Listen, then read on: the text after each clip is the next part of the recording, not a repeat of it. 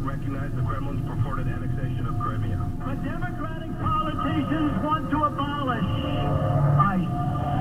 And they want to get rid of the crime fighter on top of everything else. My deputy, Rod Rosenstein, is highly capable. I have the highest confidence in him. Holding them accountable. Sean gets the answers no one else does. Freedom is back in style. Welcome to the revolution.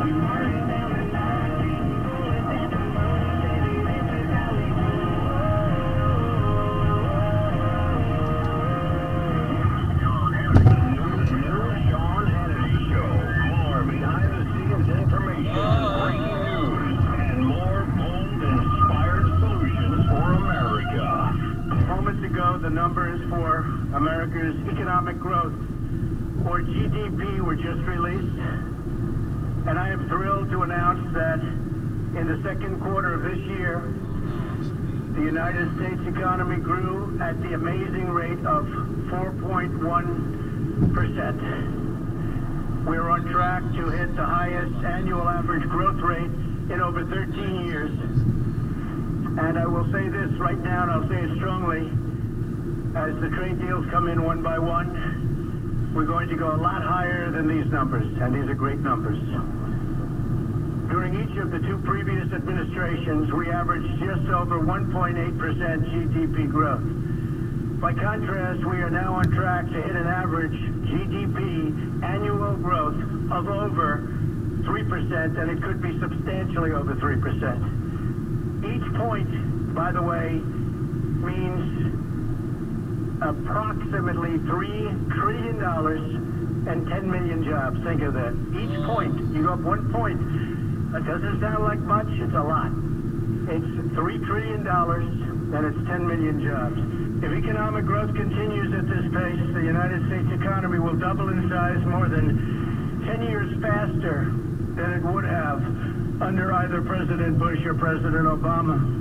Perhaps one of the biggest wins in the report, and it is indeed a big one, is that the trade deficit, very dear to my heart because we've been ripped off by the world, has dropped by more than $50 billion.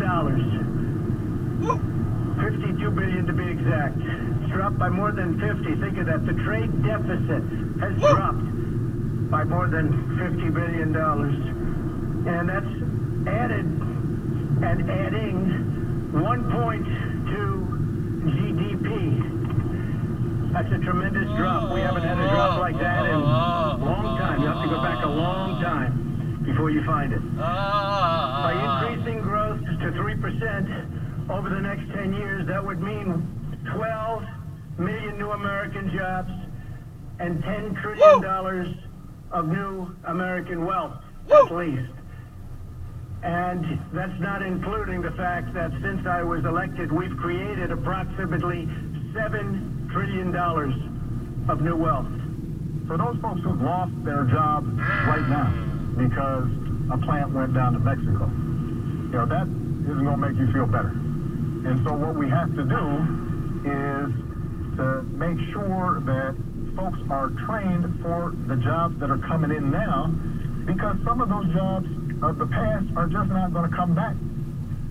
Yeah, they're coming back, some 4 million of them. Happy Friday. Glad you are with us. Write down our toll-free telephone number. It's 800-941-SEAN if you want to be a part of the program. The president will join us today to talk about these huge numbers and the growth of the economy. And, you know, in just a little over 18 months, it does show that conservative economic policies do work. They always have.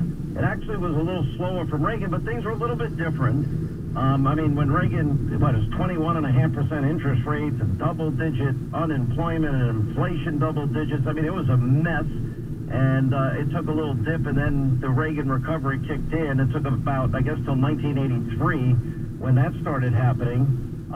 So much other good news. I mean, everybody that said this couldn't be done, I'm going to explain that in a second as it relates to the economy.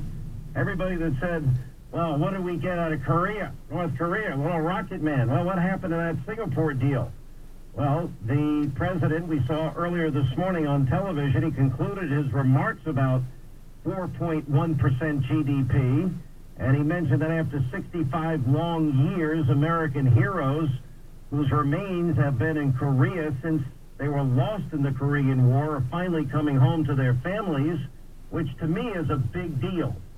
And finally, these families get some peace. They get to lay their loved ones to rest.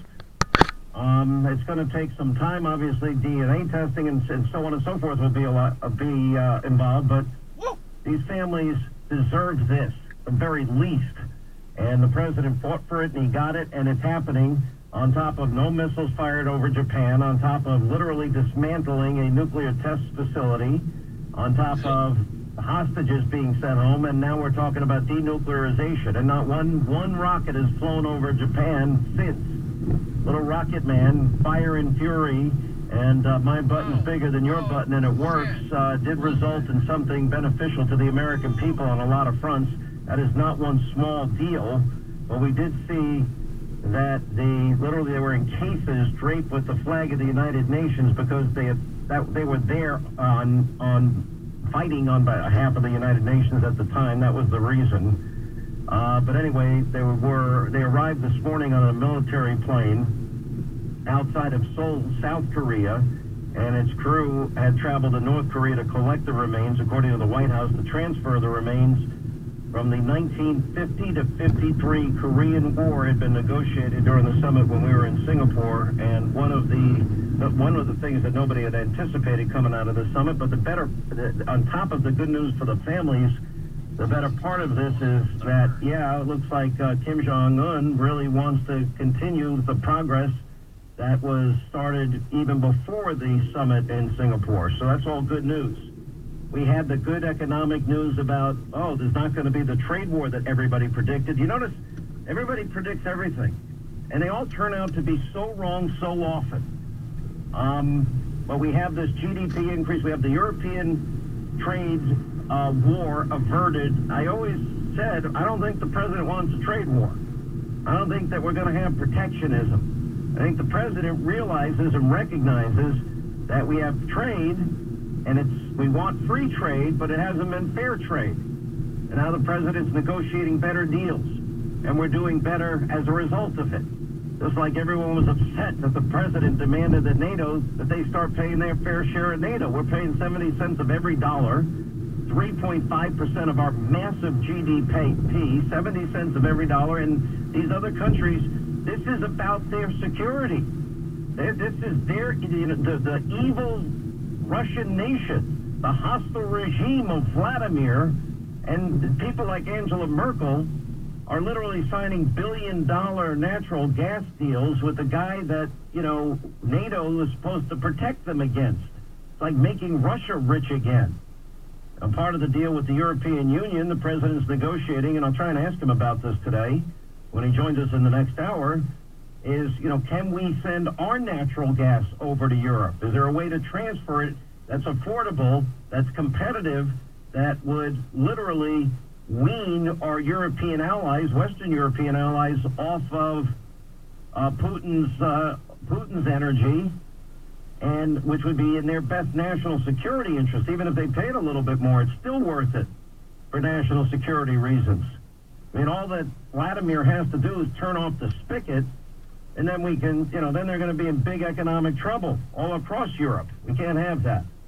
Now, with the 4.1% GDP number that came out today, one aspect of it, largely ignored, the wide-ranging revision to the GDP versus the national debt ratio released by the Bureau of Economic Analysis. I haven't seen anybody report this yet except Zero Hedge, but what it showed was pretty interesting. On a real dollar basis, which is important, the U.S. economy is estimated to have reached an $18.5 trillion level in the second quarter of 2018. If you want to put that number in context, the last pre-revision number was $17.4 trillion in the first quarter, now revised to $18.3 trillion.